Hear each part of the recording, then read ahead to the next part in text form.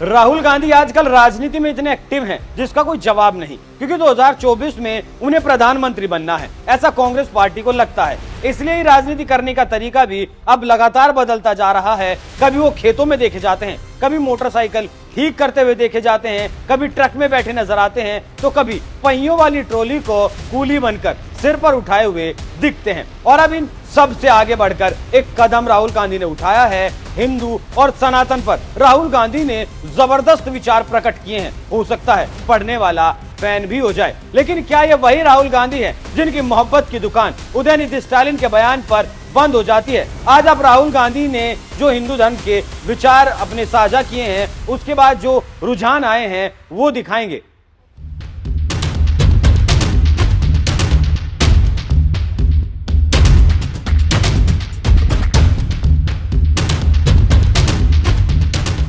नमस्कार, NMF news देख रहे हैं आप। मैं हूं आपके साथ अभिषेक पुंडीर। राहुल गांधी ने अपने एक्स हैंडल पर एक पोस्ट शेयर किया है जिसकी शुरुआत की गई है सत्यम शिवम सुंदरम से। एक हिंदू अपने अस्तित्व में समस्त चराचर को करुणा और गरिमा के साथ उदारता पूर्वक आत्मसात करता है, क्योंकि वो जानता है कि जीवन रूपी इस महासागर में हम सब डूब उतर रहे हैं। निर्बल की रक्षा का कर्तव्य ही उसका धर्म है।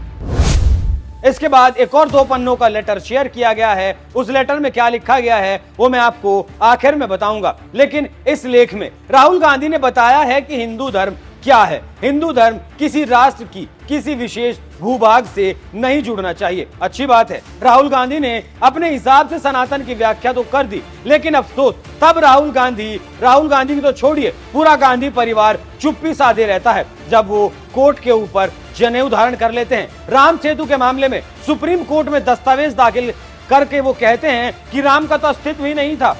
जो पार्टी भगवा आतंकवाद का नया शब्द गढ़ देती है, उदाहरण तो इतने हैं कि गिनवाना मुश्किल हो जाएगा, लेकिन फिर भी राहुल गांधी सनातन पर ज्ञान देते हैं। खुद को शायद सबसे बड़ा हिंदू भी वो मानने लगे हों। अब दिल में क्या है वो तो नहीं कह सकते, वो तो राहुल गांधी ही बेहतर जानते होंगे। लेकिन राहुल गांधी की इस शब्दावली पर केंद्रीय मंत्री मीनाक्षी लेखी ने अपनी प्रतिक्रिया सामने रखी है। मीनाक्षी लेखी ने राहुल गांधी पर बेहद ही तीखा हमला किया है और राहुल गांधी पर कहना गलत होगा, पूरे गांधी परिवार पर हमला किया है। मीनाक्षी लेखी ने कहा है, हिंदू करुणा से भरा है, इसलिए बुराई से नफरत करता है। करुणा का ही एक हिस्सा है कि भ्रष्टाचार, जिनका नाम नहीं गिनवाना चाहती हूँ, इनके समय में जीजा से लेकर तमाम जी घोटाले हुए। उस वक्त जमीन से लेकर आसमान तक घोटाले होते थे और वो भी सबके सामने है। सरकार ने अस्वच्छता को खत्म किया क्योंकि देश के प्रति उनकी करुणा है और अपराध के प्रति करुणा नहीं होती। आगे क्या उम्मीद करते हैं इन लोगों से जो चुनावी हिंदू बन जाते हैं?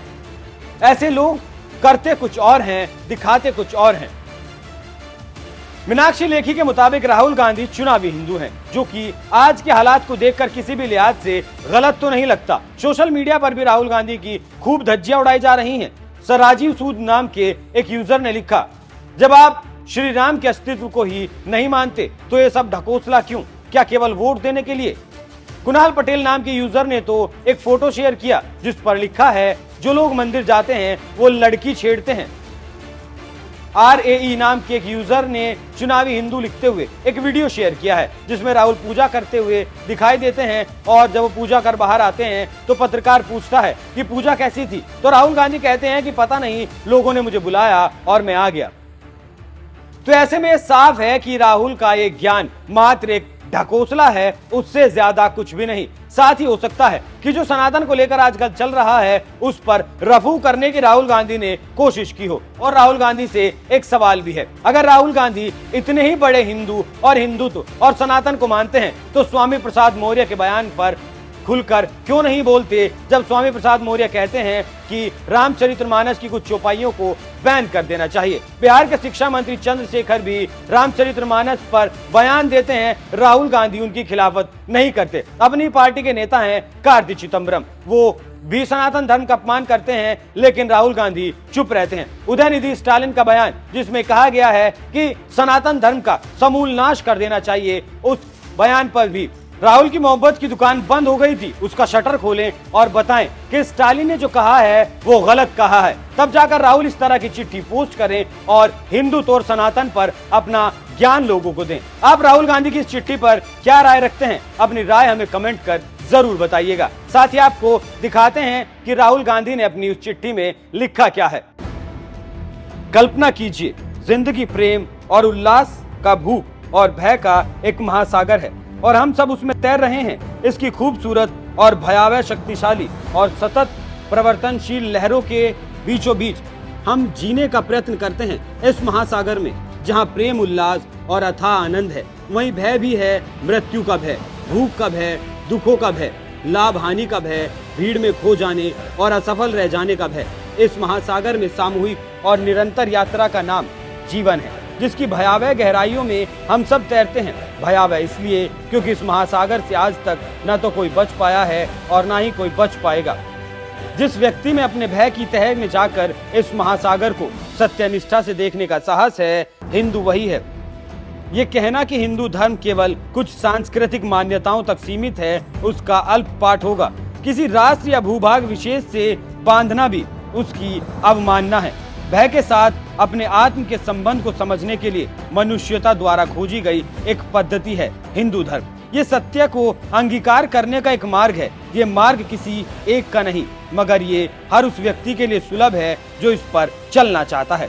एक हिंदू अपने अस्तित्व में समस्त चराचर को करुणा और गरिमा के साथ उदारता पूर्वक आत्मसात करता है, क्योंकि वो जानता है कि जीवन रूपी इस महासागर में हम सब डूब उतर रहे हैं। अस्तित्व के लिए संघर्षरत सभी प्राणियों की रक्षा वो आगे बढ़कर करता है।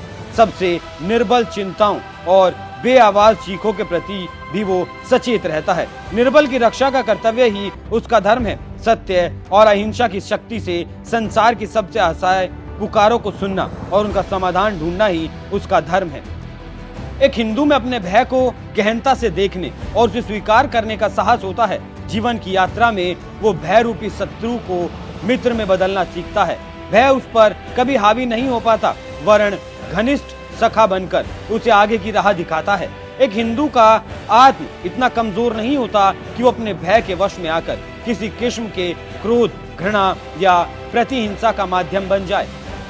हिंदू जानता है कि संसार की समस्त ज्ञान राशि सामूहिक और सब लोगों की इच्छा शक्ति व प्रयास से उपजी है। ये सिर्फ उस अकेले की संपत्ति नहीं है, ये सब कुछ सबका है। वो जानता है कि कुछ भी स्थायी नहीं और संसार रूपी महासागर की इन धाराओं में जीवन लगातार परिवर्तनशील है। ज्ञान के प्रति उत्कट जिज्ञासा की भावना से संचालित हिंदू का अंतःकरण सदैव खुला रहता है। वो विनम्र होता है और इस भवसागर में विचर रहे किसी भी व्यक्ति से सुनने सीखने को प्रस्तुत। हिंदू सभी प्राणियों से प्रेम करता है। वो जानता है कि इस महासागर में तैरने से सबके अपने अपने रास्ते और तरीके हैं। सबको अपनी राह पर चलने का अधिकार है। वो सभी रास्तों से प्रेम करता है, सबका आदर करता है और उनकी उपस्थिति को बिल्कुल अपना मानकर स्वीकार करता है।